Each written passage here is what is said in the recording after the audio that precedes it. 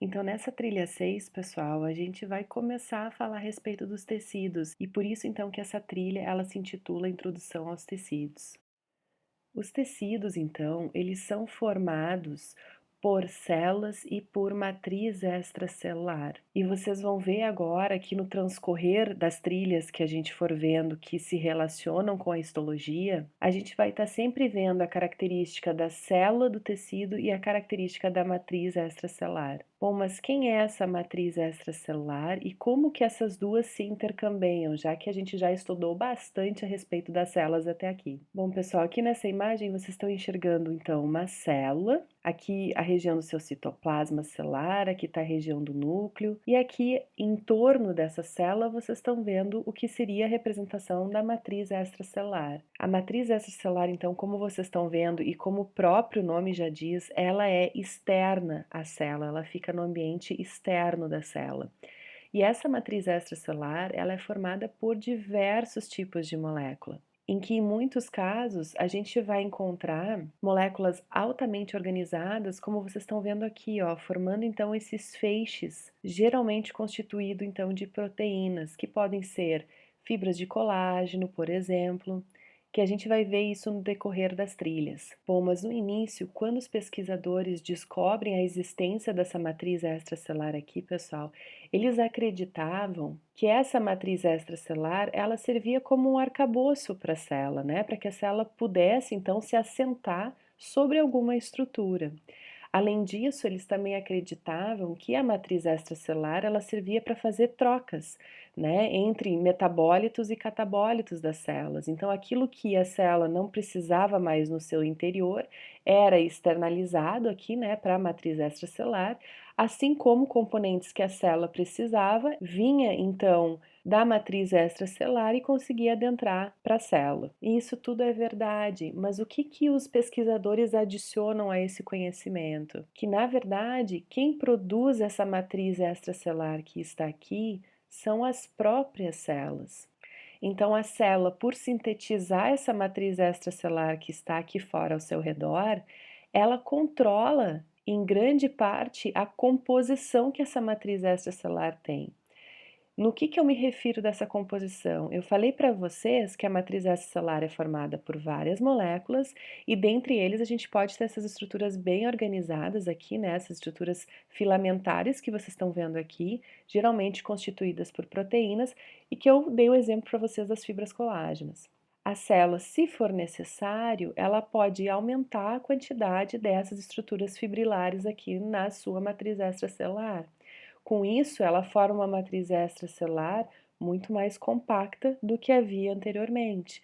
Então, é isso que eu digo que a célula, por produzir essa matriz extracelular, ela consegue modular, ela consegue mexer para que a matriz extracelular fique o mais adequada possível para a célula e para a situação que ela enfrenta do ambiente. Ao mesmo tempo, como a célula ela está assentada sobre essa matriz extracelular e essa matriz extracelular tem vários tipos de moléculas, as quais, como eu acabei de dizer, podem sim ser alterados pela própria célula, já que é ela que sintetiza, que forma essa matriz extracelular que está aqui fora, mas essa célula ela se assenta sob essa matriz extracelular. Então ela também está sendo influenciada por essa matriz que está aqui fora, com essas diferentes moléculas que ela tem.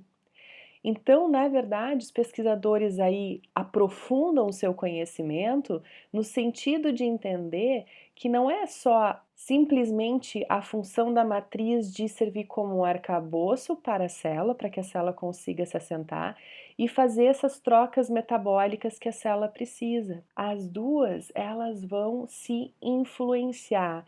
Elas vão então interagir, pessoal, e essa interação é extremamente importante.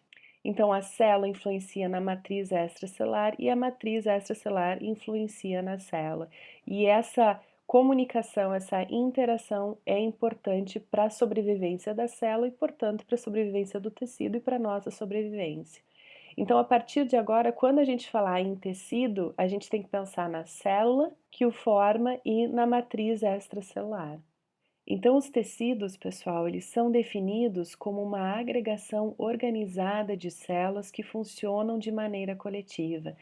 E não é válido aqui vocês decorarem essa definição, pessoal, e sim compreenderem ela. Querem ver como? Se a gente pensa aqui então na contração muscular, olhando aqui especificamente para o tecido muscular. Para que a gente consiga efetivamente realizar esse movimento, tem que ter a contração desse músculo que está aqui. E esse músculo aqui, pessoal, ele é composto então por várias células. A maquinaria para realizar a contração muscular está no interior da célula, está no citoplasma celular. Isso significa que para a gente fazer essa contração muscular que a gente visualiza aqui, a gente vai ter que ter cada maquinaria encontrada no citoplasma celular contraindo e que cada célula consiga fazer a contração necessária e que essa contração realizada por cada célula individualmente consiga representar uma contração muscular do músculo como um todo. E só assim a gente consegue efetivar esse movimento. Então, todas as células que estão aqui e que são necessárias para esse movimento especificamente, elas precisam ter a sua maquinaria no citoplasma que faz a contração contraindo. E, portanto, essa contração ela tem que ser de cada célula, ela tem que ser feita de forma organizada, porque nada nos adianta uma célula que contrair e a outra contrair logo depois. A gente precisa de uma atividade de contração aqui de cada célula organizada, e elas precisam trabalhar dentro de uma perspectiva coletiva. Não adianta eu ter só uma célula contraindo, eu preciso que todas contraiam e que isso seja entendido como um movimento único, como uma contração única, para que essa musculatura aqui consiga efetivamente fazer esse movimento. A partir disso, agora, toda vez que a gente for contrair uma musculatura, a gente tem que pensar: olha a complexidade que é. É fácil de eu fazer, de eu contrair uma musculatura? É fácil, mas envolve uma complexidade celular e tecidual muito grande. Então é isso que vocês têm que pensar, pessoal. Os tecidos eles são formados por células, por matriz extracelular, aonde a gente precisa que essas células tenham uma ação organizada e de maneira coletiva. E talvez vocês estejam imaginando o seguinte contexto: o corpo humano é extremamente complexo, né? Com diversos órgãos que realizam diferentes funções. O coração vai estar bombeando sangue para o nosso corpo, né? O pulmão vai estar nos auxiliando no processo de respiração, de trocas gasosas, enfim. A gente tem uma diversidade de órgãos que realizam funções diferentes e que são extremamente importantes para o nosso organismo. Então, talvez vocês estejam pensando, bom, eu devo ter vários tipos de tecido para perfazer essa complexidade dos órgãos do corpo humano, afinal de contas, os órgãos são formados por tecidos. Então, pasmem, pessoal, apesar da estrutura e das propriedades fisiológicas de cada órgão que a gente tem no nosso corpo, a gente tem apenas 4 tipos básicos de tecido: o tecido conjuntivo, o tecido epitelial, o tecido muscular e o tecido nervoso. Essas imagens aqui, elas são meramente ilustrativas para que vocês já comecem a perceber que realmente esses tecidos eles são diferentes, né? Cada um desses tecidos aqui, pessoal, podem ter subclassificações dentro deles. Então, vou dar um exemplo para vocês. Aqui no tecido conjuntivo, a gente vai ter, por exemplo, agregado tanto um tecido ósseo quanto um tecido cartilaginoso. Esses dois tecidos podem parecer, num primeiro momento, super diferentes para estarem dentro de um tecido conjuntivo, mas conforme a gente vai evoluindo nas trilhas, vocês vão compreender melhor a característica de cada um desses tecidos e vocês vão começar a entender o porquê que a gente tem essa classificação geral aqui em 4 tipos de tecido. Não se preocupem com isso. Aqui nessa trilha 6, a gente está dando ênfase a entender o geral dos tecidos e não especificamente cada um deles, que vai então, como eu falei, ser diluído ao longo das outras trilhas.